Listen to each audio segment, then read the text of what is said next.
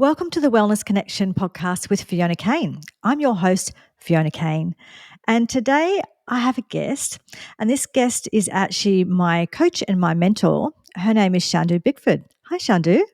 Hi, Fiona. Thanks for having me along. It's good to have you here. You've got such a wealth of knowledge that I thought it was worth having you on here for a chat today. Thanks. I'm excited. This is a new thing. You're in the driver's seat, so I'm up for this. It's great. I get my revenge back. Absolutely. Actually, I think it needs to get revenge on me for all of the stuff that you've had to listen to the last few years, but It's been my pleasure. that's okay. That's just how it rolls. You need to have that person in your life that you can have those conversations with, and you've been mine, and I've been really grateful for it.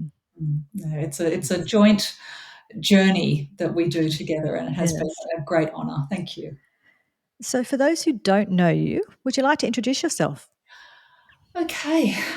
Well, I was actually guest speaking last week at a women's business event, and I thought beforehand, people always want to know who you are and a little bit about what you do. And I just thought, well, actually, what is it that I do? And so I thought to myself, and I heard myself say to the group, "Hi, my name's Chandu Bickford, and I help people take risks." And I think that's actually what I do. You're working for the bungee jumping people in Queenstown. Living in the mountains, it's a bit about sailing. No, it's not about those sorts of risks at all. It's yeah, it is. That's actually what I've realised that I do. Risks to open your heart, risks to become aware of what it is that we really want to manifest in our lives, what we want to work towards, risks to have, strong conversations, get honest with ourselves, with others, feeling into our businesses, our dreams, our careers, our marriages, our intimate partnerships, our spiritual journeys. All of those involve a certain amount of risk. And with a background in business and leadership, I obviously work a lot with business women and do a lot of mentoring in the leadership and business sort of sector and industry. But I work holistically, so I support people with everything from relationship to life to marriage to sexuality to spirituality to family, courageous conversations. Yeah, I do that one-on-one with people. Like we've been working together, Fiona. I do it in small groups. I run a number of programs supporting people to move through times of transition and change in their life. And that's the area I think that often we come up against a lot of risk. Will I do this? Who will I be if I take this risk? What will I lose if I take this risk to study art, even though I've been an accountant for 20 years, or have a baby, or choose not to have a family, or yeah, Yeah. whatever. So it's an interesting realm to find my in as chief risk taking supporter. Yes, kind of part cheerleader, part advocate, part standing underneath the building with the trampoline mat catching. Yes. Um, A bit of everything. Oh, I think that th- being broad like that is really, really useful because as human beings, we need all of those things. So it's actually really good to have someone, and that's one of the reasons I started working with you in the first place is because I knew I had to have someone who covered lots of things, and I also knew I'd have to have someone to call me out on my on my BS because I think that when you're in the industry, sometimes you can make up good stories that sound good as a way of avoiding the real stuff. So you help me get to the real stuff. yeah, well, that's it, and that's that courageous piece, right? And whenever we want to change or whenever we need to change, there's a part of us that might want to stay a bit kind of comfortable and not have those more sort of strong conversations, or wants to run the old BS story. But that feeling of, could I do something differently? And look at you, you're a testament to that. Give, Yes. showing up and continuing to look at who we are, and we change. We all Mm. change. Yeah, change Yeah. is the thing that that's our constant, but most of us are really happy not to change. Yeah. Yeah. And Yeah. Definitely. yeah, And I think a big part of life is what you just said then too. It's actually just to keep showing up. yeah, think sometimes just keep showing up no matter what condition you're in. When you show up, you just sometimes you drag yourself in, and sometimes you're bright and shiny, but you just keep showing up. Absolutely, absolutely. And it's hard, we get Yeah. tired, yeah? And so having Oh, someone yeah. in the corner can Mm, be, someone who reminds you that, "Okay, you're on your knees today, but remember last year, remember last month, remember last week." Yeah. mm. Yeah, it's really important because we just don't. It's amazing as human beings how we always know everything we've done wrong and all the mistakes we've made and all of our faults. But we can often, when someone says, "What have you done well?" or "What successes have you had?" we kind of think, "Oh, I don't know," and someone else could list a whole bunch of them, but we choose to not see them. Yeah, yeah. Mm, Sometimes we're almost blinded by them, and it's we know it's a primal thing to be looking yeah. out for danger Mm, and the negative things, but it is very important to continue to remember that, we've made it this far. No matter all of the bad days or all of the challenges, like we're here right now today, we're here. And yes. I mean, Yeah. that's a celebration in itself, right? Exactly. Definitely. So I actually found a quote that I thought would be a good kick-off point for us, although we didn't really need a kick-off point, but a good place for us to start today's conversation. So today I'm sort of really just talking about what a meaningful life is, or something along those lines. I don't know. I'm not going to get tied down by a particular particular topic, but anyway, the quote is by Susan David, and it is: "Discomfort is the price of admission to a meaningful life." So that's "Discomfort is the price of admission to a meaningful life" by Susan David. So let's just start with what is your response to that? Yeah, I think it's so interesting. As a writer and a poet, I am like the quintessential word nerd. Like I love words. Some people love pictures. Some people love harmony. I love all of that as well. But Mm, so certain words really stand out to me. And I think in that quote, one of the things that really stands out is the meaningful life. mm, Yeah, and and I think there are many invitations that come our way in life. There are invitations into study this or work here or try this, you know, illicit drug or this relationship or this ridiculous 1980s perm or whatever it is. Like this we all know it. And there's all these invitations in life, and often because we're inexperienced or because we are in that curious phase of trying things out, we are trying them. We step into those invitations. But and there might not necessarily be a lot of awareness and a lot of meaning in them. We're just doing this because everyone else is doing it. I want to renovate my kitchen because everyone else is renovating, or I need this car, or I'm going to do this job because this is an easy thing, rather than, is this meaningful for me? Is this something that makes it feels aligned to my values? Is this something that I feel is important? And when we're young, we're not really thinking this. It's like, oh, well, but as we get older, that feeling of the meaning, what we're investing into something, is there meaning with that? Yeah. And I yes. think particularly as we hit middle age, there's these moments where we start to look back quite naturally and go, wow, like all this time has passed. I've invested a lot of time, money, energy, resources, thoughtfulness, or whatever. Has it, has it, has it been meaningful? What does it actually mean? Anyway, so that's, I guess, the meaningful life is the bit that stands out there for me. Mm, yeah. And the bit that stands out for me is that as well, but it's also, I suppose, it's when she says, the price is discomfort, and I think that is, well, everyone's life is different, so how that looks to people is different. Yeah. I feel like what she's saying though is, if you think about even something like love, well, to be in love with someone, there's a risk that there's going to be loss, right? The relationship could end, that, like someone could pass away, whatever. So when we fall in love, well, there's a great risk attached to that. However, if we don't allow ourselves to have love, there's no risk there as far as that goes, but then we're not getting those great gifts, those, wonderful things that you can have in life, or whether it is you're talking about all of those different opportunities that come our way or invitations that come our way. If we are averse to risk completely or don't want to be uncomfortable ever, then we may stay in our comfort zone and never try any of those things, or never say yes to opportunities, or risk anything.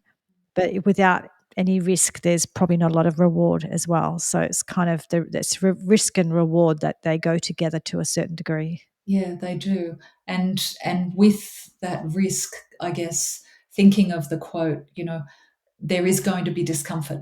We are going to experience a sense of this is unfamiliar. I don't know what I'm doing. How many times have I embarked on a project and sat at my computer go, I actually don't know what I'm doing. Mm, Like I am, that sense of not knowing what we're doing, not knowing how something's going to turn out. Um, if we're thinking about those, say, the bigger part that you touched on there, Fiona, around, great love and great loss. We all know that we are human, and that as humans, there's going to be an end. There's going to be illness, there's going to be sickness, mm, there'll be accidents, there will be death. Like it's part of our cycle, mm, and that to risk loving someone or something, yeah, could mm, be, a pet, could be a garden, could be a home, could be, anything, a job, a vocation, a book. There's going to be an end somewhere to that, and that will inevitably cause some discomfort. Yeah. yeah, yeah, it will. And another something that you hear a lot, or I hear a lot anyway, I'm sure you do in our circles, and you've probably heard me saying it before, but it's along the lines of, you know, now my thought has gone. So what I was just trying to think about, I was just thinking about how you don't grow if you're not prepared to be uncomfortable sometimes. So, in regards to growth, if you're feeling discomfort or if you're feeling uncomfortable, then there's a good chance that you're growing. Whereas if you're not feeling any discomfort, maybe you're not pushing yourself to Yeah. grow. Yeah. Yeah. So, Yeah.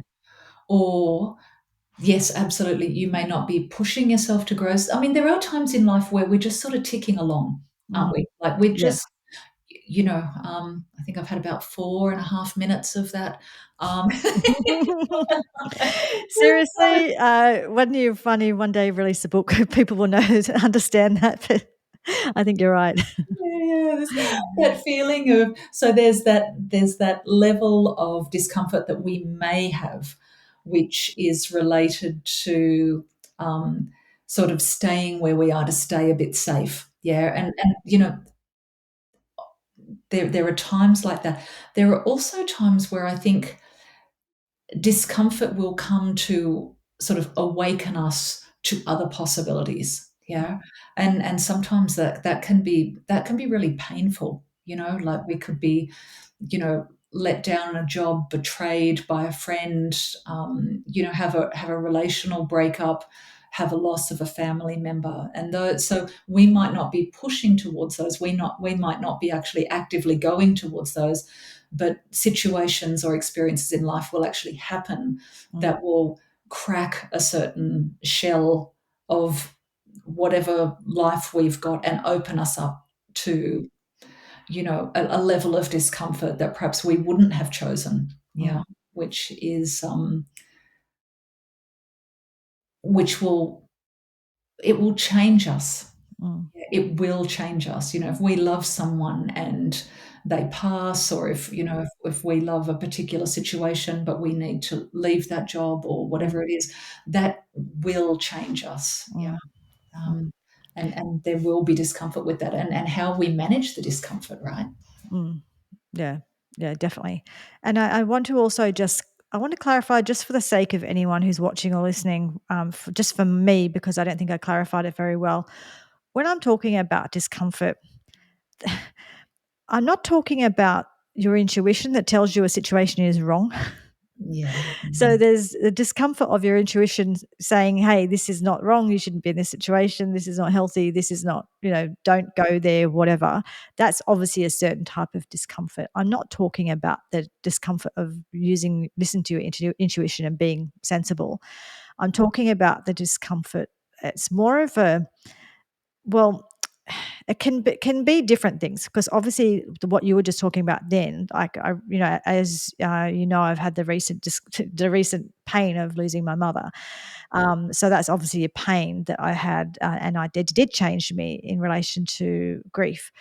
But then there's a discomfort of excitement or possibility, and that's uncomfortable, Yeah. but it has a different ring to it, as in, if I feel the discomfort of, "Oh, this is not I feel really uncomfortable, this situation is not where I'm meant to be," that is very different to, I feel discomfort because I'm challenging myself, or this could be exciting, but I don't know what I'm doing. I'm a bit out of my comfort area. Yeah, So I yeah. just wanted to clarify that for anyone who's listening or watching, that I'm not telling you to not listen to your Oh, intuition. There's definitely. different meanings of discomfort here. Yeah, great point, Fiona. And there are different levels of discomfort, and they can be caused by different things in our life. And I think that there are definitely times when situations may be unsafe or dangerous Mm, or unhealthy, yes. um, or just not aligned with where we're at. And so we kind of go, this is not for me. Yeah. And it's really, I mean, it's good for us to go, this is uncomfortable, and it's not healthy. This is uncomfortable and it's not serving a good purpose. This is uncomfortable and it's dangerous. And to move ourselves away from that and to find safety or harmony, whatever it may be. Yes. We Whereas this is uncomfortable, but it feels exciting. Yeah, yeah, That's yeah. very different. It feels Yeah. like an opportunity. It feels like something awakening, feels like something changing for the good. That's very, very different. So I think it is good to be in touch with how you feel and kind of know the difference. Yeah, and I think, I mean, as intuition is my gig, right? That's Mm, that's where I work and that's where I support people to develop their intuition, and it's what I've been working, really 30 years almost now. Like mm, that's been the thing that I've been consistently working on through my own personal and professional development to support others with. And I think one of the things that I've learned about discomfort is that I can have an intuitive thought or a feeling or a sensation or an idea arise that says to me, Shandu, you would do well to make this choice or to make this decision, or instead of going down this path, to go down this path. Now, that it would suggest that, with intuition, we always have free will. No one's ever forcing us, right? So if the intuition said, instead of making that decision, make this decision, I might know that it's the right decision, but it might not always necessarily feel good or easy. I might not necessarily feel super excited about it. I yeah. might just know that this is the right decision. Mm. Yeah. Rather than, oh, great. Why don't I just completely reinvent my whole business? Or why don't I move interstate or to another country where I don't even know the language? Um, because it might feel a little bit exciting or whatever, but it will be the right thing, but it doesn't necessarily feel comfortable in the executing of all the stages of it because it's going to stretch me, right? Yes. It's going to say, okay, well, you don't know that language. Okay, you might have to learn that. Or, when I was traveling through China and Tibet, like I had two puppets, a little pig and a little frog and a couple of juggling balls. And, that helped me move around. But I still felt uncomfortable. Yeah. Mm. But I knew I was right. I knew that was what I needed to be doing at that time. Yeah, there's been a few times in my life where I've made choices that on paper did not look like really good choices. If you sort of if you got out your spreadsheet and did the and looked at whether or not this is a good idea. A few times in my life, I've made choices. I I had an inner knowing that it was the right choice for me. Yeah. even though I couldn't have proved it. I couldn't have got out, done the pros and cons, and given just the pros and cons were that in my gut I felt like it was the right path for me, and I've been right when I've made choices that way.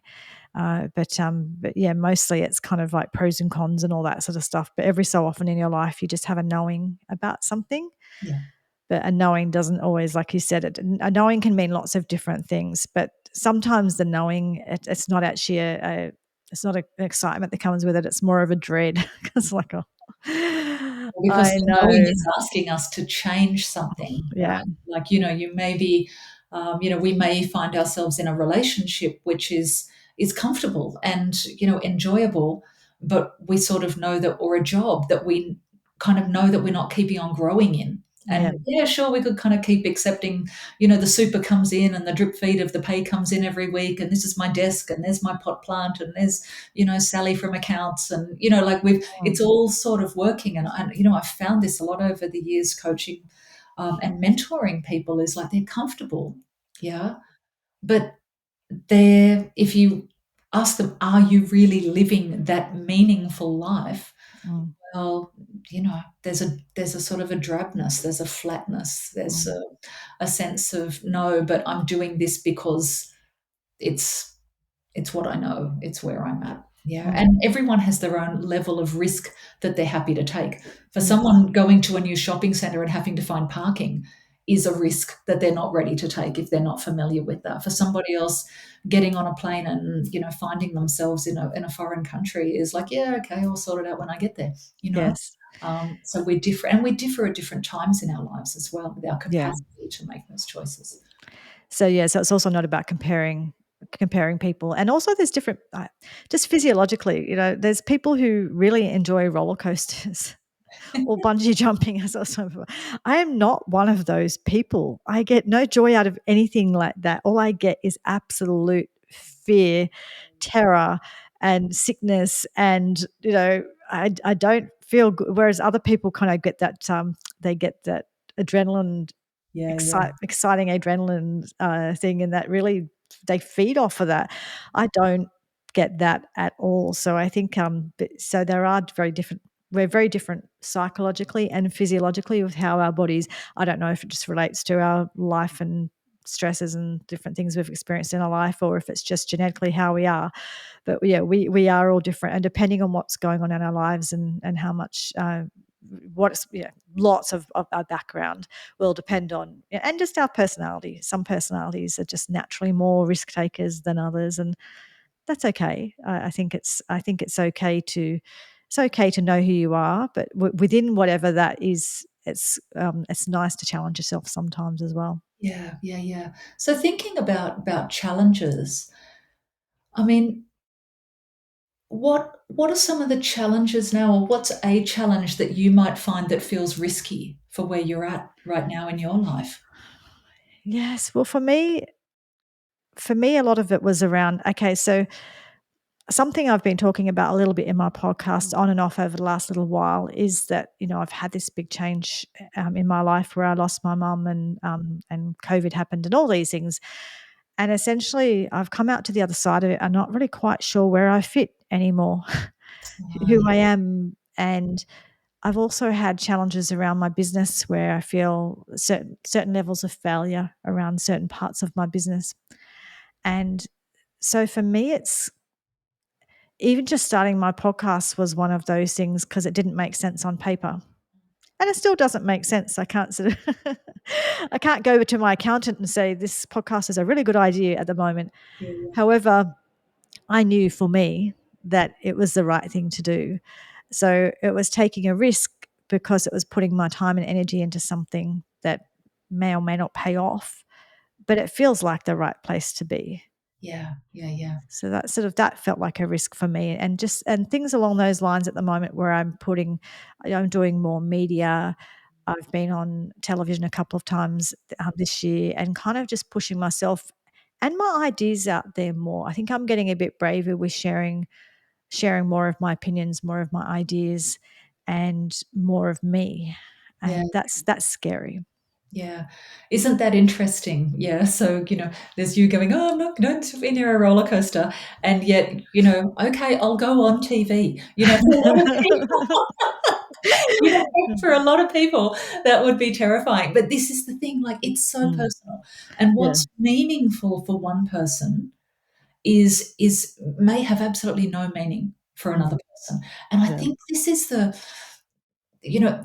older I get, the less sure I am of everything. Yeah. Mm, Because, there's just so much more experience that I'm having, and just seeing the multifaceted dimensions mm, of, each human, and all the life that we share and the experiences. But it's so interesting that what you were saying around making choices that might not necessarily, like, oh, okay, well, here's an element of my business that I'm going to do, which isn't necessarily a financed based decision. Yeah. But inside it feels right. Yeah.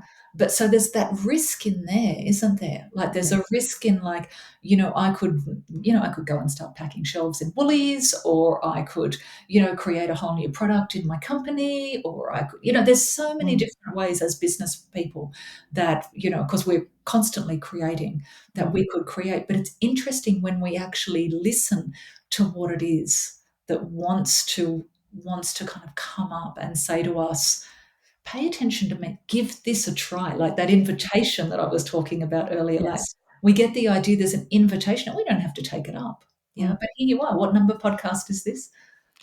I don't know what number we're up to. I think this might be 31. I'm kind of recording them a little bit out of order, but I think I'm around 31. Yeah, like Yeah. that's 31 different podcasts that you've created. Like, Yes. Yeah. that's, you know, 30 chapters in a book. Yeah. Yes. It's, A friend of mine actually helped me with that. Well, actually, he helped me with even telling me what to do as far as how to record a podcast and stuff. He'd done all the research, so he said, you can use this and use that and do it this way and whatever. So I'm not the sort of person that likes doing all that kind of research. So I just okay, that's good, thank you. But he also helped me because he said to me, he said, well, when you do talks, he said, Fiona, when you go and do talks, you talk to different groups of people, and sometimes you might talk to a couple of hundred people, but sometimes you might be talking to 10 people or 20 people. You'll go and do a talk for that many people, won't you? I said, yes. And he said, so if only 10 people listen to your podcast, that's still 10 people. yeah, And it made me kind of go, well, yeah, I reckon I can reach 10 people. I yeah, can reach 10 people in a room. I can reach 10 people on a podcast. absolutely. And suddenly that felt like, oh, yeah, so 10 people would be okay. Yeah, Whereas, in your mind, you're kind of like, oh, Joe Rogan or whoever these different podcasters are who reach millions. And I think when you go into something, sometimes in our mind, we can have that and not everyone has to reach millions. yeah, And I don't even know what the podcast is here. I don't know if it's for me to teach other people or if it's for me to practice and learn skills for myself or what the purpose of this podcast is yet. And I feel like it will unfold. yeah. It will unfold and it'll show its purpose and it'll serve its purpose, whatever that is. It might be a mixture of both of those things. Yeah, Yeah. yeah. But I love that. And I love that, the unfolding and mm, the unknowing. And yes. in life, we're sort of taught to be, very critical and very Yes. logical. And we need to know that one plus one equals, or one times one equals. But Mm, as we do get older, and we start to sort of question some of the, it's really helpful knowing our times tables and things, yeah. right? Obviously. But there are other things that we don't know, and we have to feel out, and we have to trust them. I mean, think about when you meet someone for the first time, a friend or a potential client or a potential colleague or, a potential partner.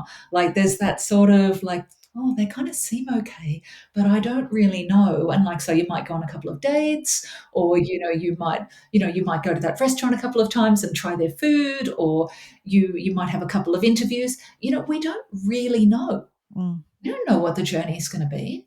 Like, we're trying it out and feeling how we are in it. And I just kind of think that level of risk, trust, risk, trust, risk. trust, try, step back, move forward, kind of go this way. There's this really finicky little sort of dance that we're doing Mm, of trying to find our way with something we don't know. mm, And it's that level of curiosity and trying and trust. And like, I think there's a good deal of hope or faith mm, in there as well. Like, this is what's presented itself. This is what I'm going to go for. mm. Let's suck it and see, you Yes. know? And how often in life do we have opportunities to suck it and see and then go, okay, well, no, black jelly beans are definitely not my thing. Roller coasters, bungee jumping, definitely not my thing. Okay, going on national television, starting a podcast, I can do that. Yeah, which Everyone's got their own thing. is it that people's number one fear? I think death and public speaking or something, aren't they their number 1 and 2 or something? I don't know, Yeah, something along those yeah, lines. So, something like that. yeah. And I really, just on a personal point of view, like I remember as a little child, like, we were four kids, 3.5 years apart in a very small little house that, we certainly had, there were financial constraints. There was quite a bit of disharmony between my parents at times. And, we were sort of a bit of a seen and not heard kind of generation. And like, I was that kid in Yes. the corner, like, eyes down, twirling my hair around a finger, school reports, she really could contribute more in class, would really like to, it's like, and what do I do for a living? Like, I spend a good portion of my time speaking now, and it's hard. And I had this moment about 2 days ago where I remember I was, I lived in Africa, as you know, for about 12 years. Um, and I remember I had come back and I'd started this little fledgling fair trade business, not knowing anything about business. I'd started this little fledgling fair trade business. Someone had heard about it and they said, "Do you want to come and give a talk to us at the local Rotary Club?" Yeah. Mm, Now, I was late 20s. I'd been living in a mud hut, carrying water, calluses all over my hands, just I was, life was very, very rough. We didn't have electricity or cars or anything like that. And and I was living in this very remote village, very, very simply. And I suddenly had to come and find an outfit. I was back in Australia, mm, find an outfit and get in front of all these older men with neckties and blazers and pleated trousers, and shiny shoes, and give this talk. And I remember I was petrified. I thought, what have I possibly got to share mm, with these people? And how could I possibly translate anything mm, about a life in a really tiny, isolated, traditional, remote African village in a 40-minute conversation with these people? And I fumbled and I stuttered, and there was lots of ums and ahs and pauses. And like, I just felt like such an idiot. And I knew that the business that I was doing and the work that I was creating, and this was like right on the cutting edge of fair trade, just starting to become a thing. mm, I knew that what I was doing, at some level, I knew that if I could speak to these people, that they could understand and that they could then support the people back in the villages, maybe not in my village, but somewhere else in the world as well, to do something. But I couldn't get the message. Like, I was so fearful, and because I was living over there and I hardly even spoke English anyway, mm, I felt like I was really, like, English was my third or fourth language in front of these people. mm, And it I've come a long way. Yeah. And every single time I get up to speak in front, even coming here, it's a whole new thing for us, isn't it? Yeah. mm. We're Yeah. letting it unfold. And I think that's the thing, it's actually to give ourselves permission to do it badly, because sometimes you might need to do it wrong a whole bunch of times Yeah, yeah. before you figure out how to do it well. Yeah, yeah. The first pancake, right? Mm. Yeah, like, how good is the first pancake in any batch? They're not good. Yeah. They're kind of like funky shaped and they're a bit Yeah, burned on one side, and yeah, yeah, like, yeah, they're always weird. Mm. it is the trying. Yeah, yeah, it's the trying. Yeah, we Yes, need yeah. to, but we don't get good at anything. I've just picked up my guitar after 20 years. I know 5 chords. Yeah, Mm, I can only play one song. But I'm playing it 6 minutes a day to try to toughen up my fingers. I'm bad, but I'm getting better because I'm doing something. Yeah, Yes. And not everything, not like you learning how to play the guitar, it doesn't have to be because you want to be the next Eddie Van Halen or Jimi how Hendrix. do you know? Like, But maybe you do, and that's okay as well. Not gonna rain on your parade. I definitely have no. I don't want to sing. I don't want to play guitar. It's just here. Why can't I doodle and noodle around with Yeah, it? That's it. I don't want to do anything great with it, but but it's something to do and something for you. So I think that if we take the pressure off having to be great or having to be the best or having to have this massive success, and that allows you to explore things and try things. And I know because I'm really big fan of music, as you know, because I go on about it all the time. I know, Uh, and that's why about greats like Eddie Van Halen. Absolutely, yes, yes, that's exactly right. Had a bit of a crush on him when I I was know. a Wasn't he a star? teenager. He was Yeah. gorgeous. uh, and talented, of course. Yes. But a lot of the artists over the years that I've really been drawn to are, are artists who push themselves in different ways and try different sounds and different ways of using their voice or different songs or different everything. And I find that really exciting to be around.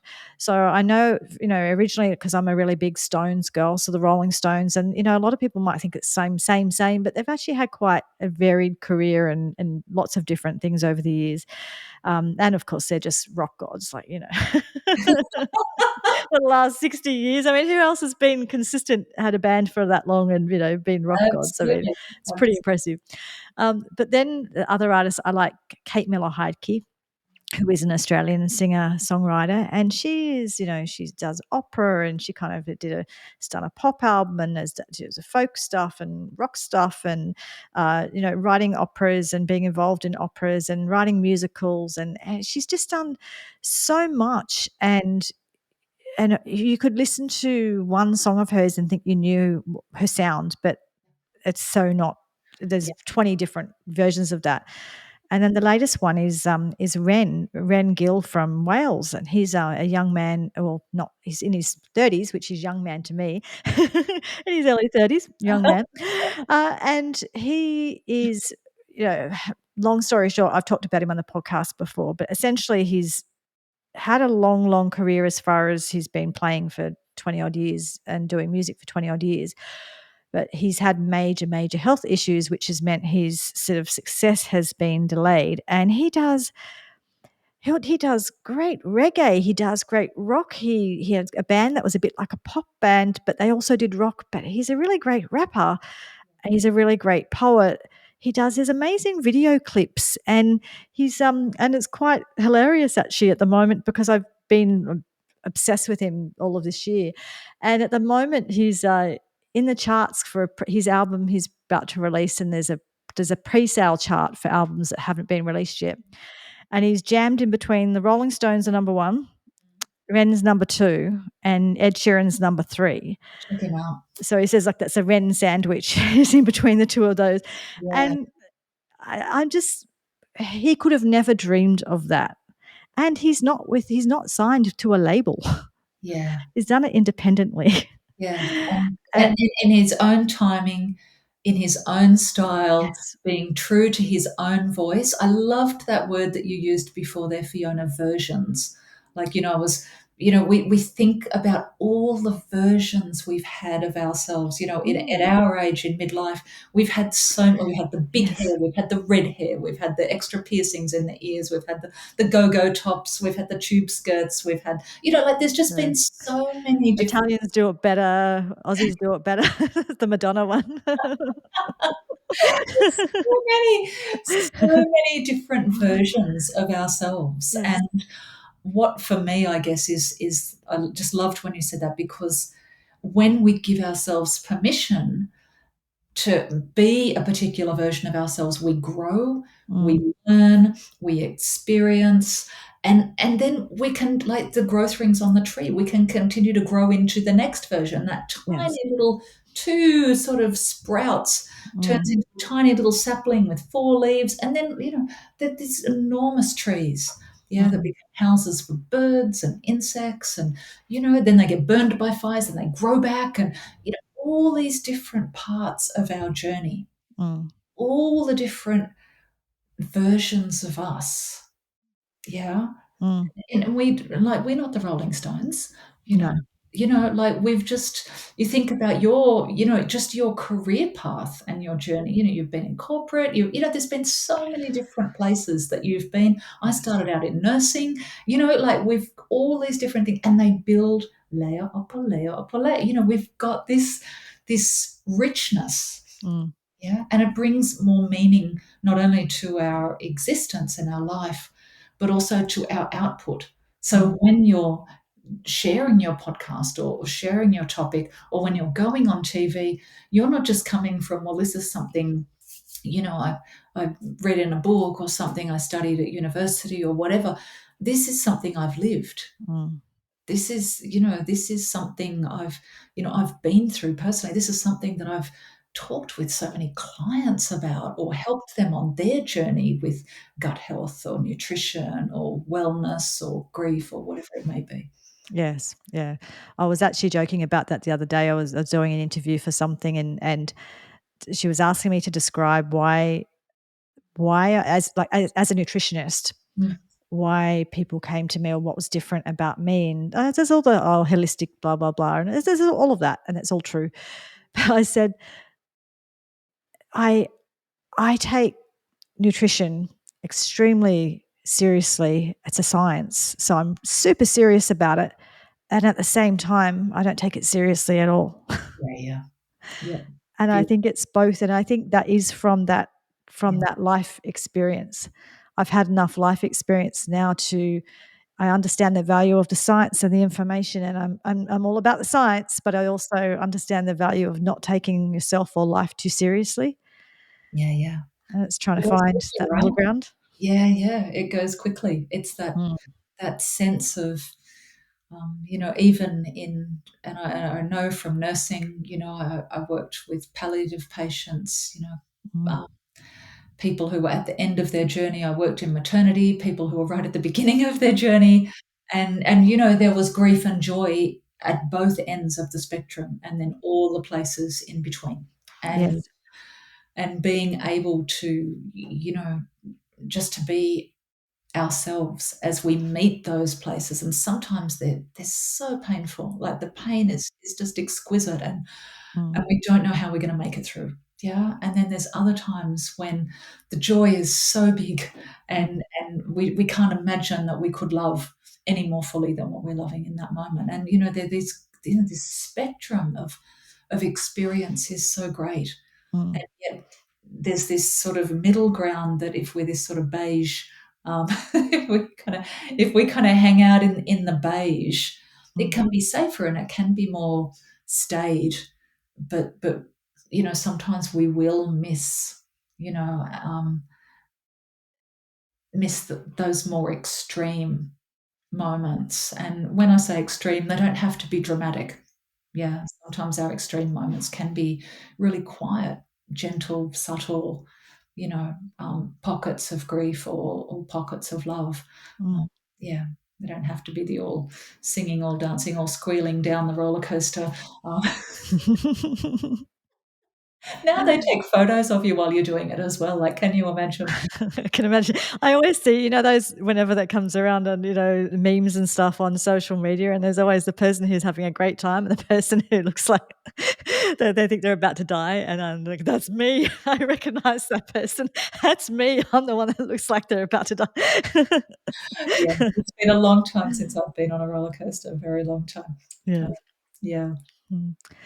Well, yeah, just before we go, I think it is good time to wrap up, and I'll just say in regards to what we were just talking about. Then it really is that, and this is something that Ren talks about. in What's his it music. about? Sings about, but he actually talks about it as well because he has spoken word aspects of some of his songs. So he talks about the pendulum, and he talks about that, what he's learned with so much pain and so much depths of despair, and moments where he today actually saw I think it was an Instagram story, or where he was talking about this. There was a time where he didn't really want to continue because life was really so tough and so terrible, and there was that one little part of him that sort of thought, well, what if one day it's not?